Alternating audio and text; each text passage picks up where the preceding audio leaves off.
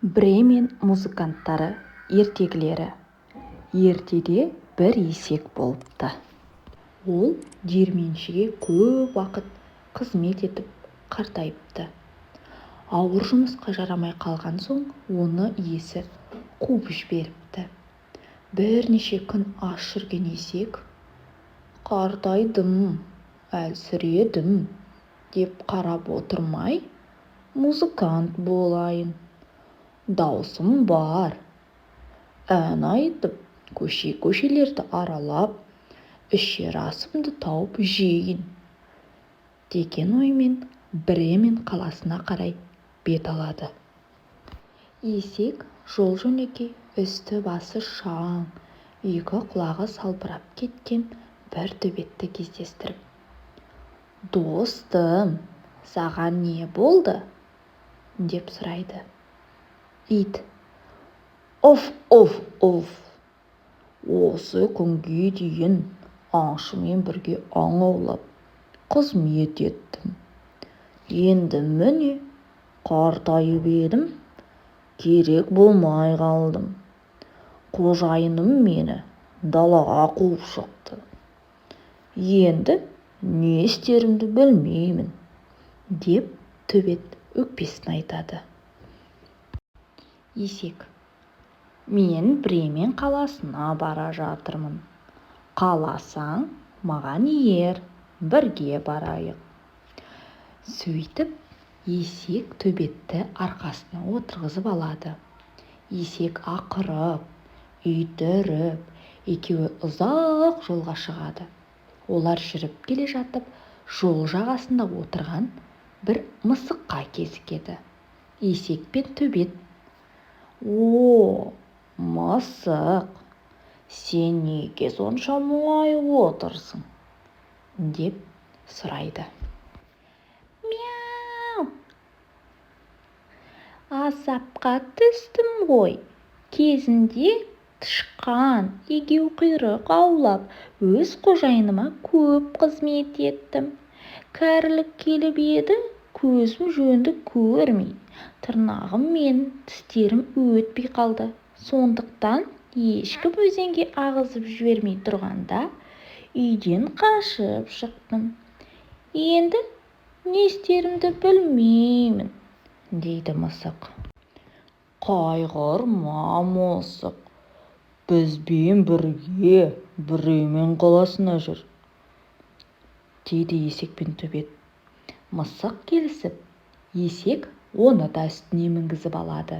Есек ақырып, ит үріп, мысық мяулап, үшеуі жолмен келе жатады.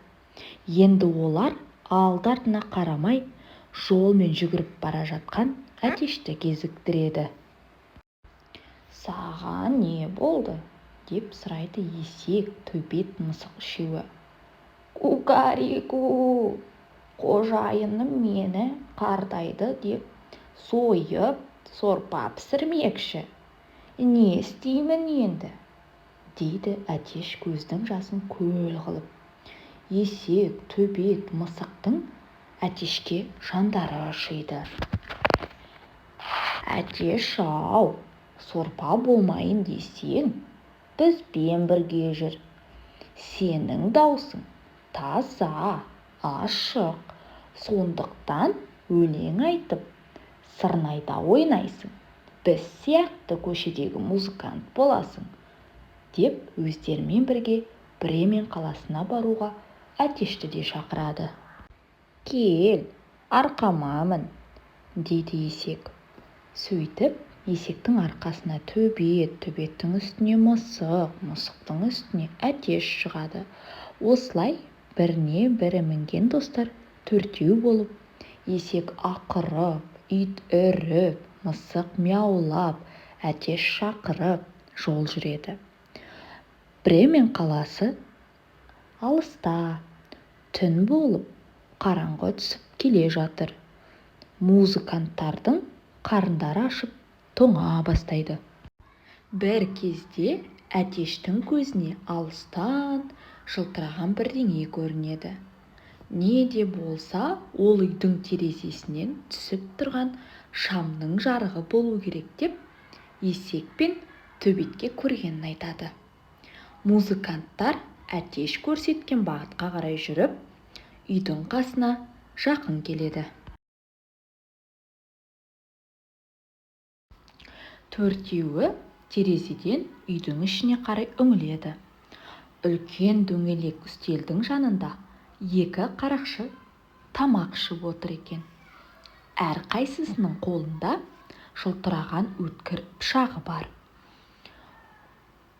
Бізде жылынып, ошақтың жанында отырсақ, жақсы болатын еді, дейді есек. Оф, оф, оф, шіркін-ай, ұйықтап демалсақ, деп төбет қосылады. Мяу, қарнымыз аш, тоя тамақтансақ қой, дейді мысық. Кукареку, өзімізді ешкім жеп қоймаса болды да, дейді әтеш үркіп. Достар ойланып, ақылдасып, шешім қабылдайды. Есектің арқасына төбет, төбеттің үстіне мысық, мысыққа әтеш мінген күйі, есек терезеге алдыңғы екі аяғын қойып, барлығы бірге айғай салады. Есек ақырады, ит үреді, мысық мяулайды, әтеш шақырады. Қарақшылар қатты қорқып, орманға қарай қашып кетеді.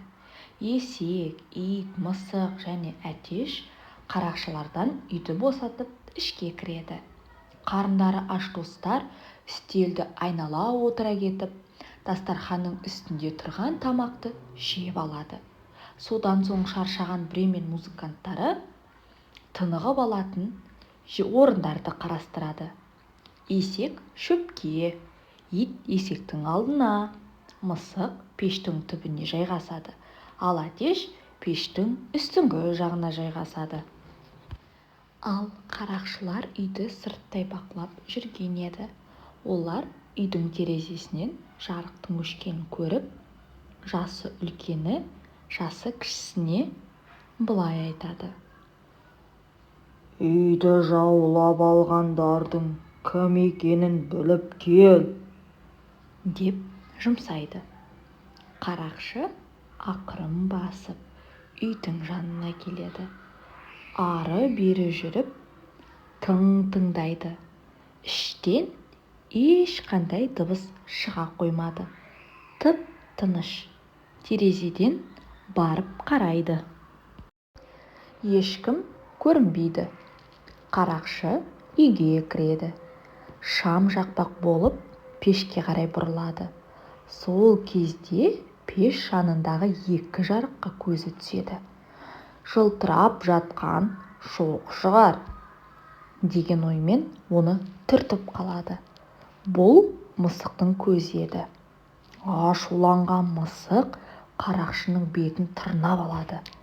Енді есікке қарай жүріп еді, қарақшының аяғын төбет тістейді. Оның сүрініп шалынып аулаға шыққаны сол еді. Есек артқы екі тұяғымен теуіп қалады. Қақпаны аша бергенде әтеш шақырып ұшып келеді де басынан шоқи береді. Қарақшы қорыққанынан алды-артына қарамай орманға қарай жүгіреді. Ойбайлап келе жатқан оны көрген жасы үлкен қарақшы алдынан шығып, кішкентай қарақшыны әрең дегенде тоқтатады. Ей, не болды? Тоқта, мән-жайды дұрыстап айтшы, деп сұрайды үлкен қарақшы. Ойбай, кеттік бұл арадан. Үйде құрысын, бәрі де құрысын. Қашайық, қуып жетпей тұрғанда көзімізді құртайық, деп байбалам салады. Үлкен қарақшы. Үйімізді тартып алған кімдер екен соншама? Төрт дәу мақұлық, көздері оттай жанып тұр.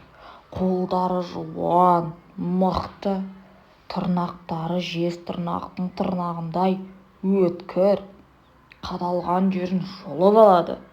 Ақырғанда аузынан өткір тастар атқылайды. Басымды тесіп жібере жаздады, деп дем алмай айтып береді. Онда біздің үйімізді құбыжықтар мекендепті. Бұл жерден тезірек кетейік, дейді жасы үлкен қарақшы. Сөйтіп, қорыққан қарақшылар орманды тастап, бастары ауған жаққа кете барады. Ал Бремен музыканттары есек, ит, мысық және әтеш қарақшылардың үйін иемденіп, осы күнге дейін бақытты өмір сүріп жатыр деседі.